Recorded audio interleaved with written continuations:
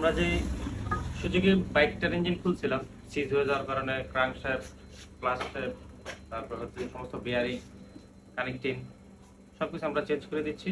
দেখতে পাচ্ছেন আমরা ইঞ্জিনের ভিতরে যতগুলো বেয়ারিং আছে আমরা বেয়ারিং আইটেমগুলো সবগুলো চেঞ্জ করে দিচ্ছি। ঠিক আছে, এটা হচ্ছে যে বেয়ারিং, একটা বেয়ারিংও নাই, আর একটা পার্ট ইঞ্জিনের। ঠিক আছে, পানি অথবা থাইল্যান্ডের বেয়ারিং দিয়ে ইঞ্জিনটা বাঁধার চেষ্টা করি, কারণ এই বেয়ারিং এর কোয়ালিটি খুবই ভালো হয়, ইঞ্জিনের সাউন্ড স্মুথ থাকে। দেখতে পাচ্ছেন এন্টিন এবং মাছি বেয়ারিং দিয়ে ইঞ্জিন আমরা কমপ্লিট করে দেব। এটা হচ্ছে কানেক্টিং, কারেন্টের প্রচুর পরিমাণ গদ্য, যার কারণে আমরা একটা কানেক্টিং লাগাই দিয়েছি স্টেডি।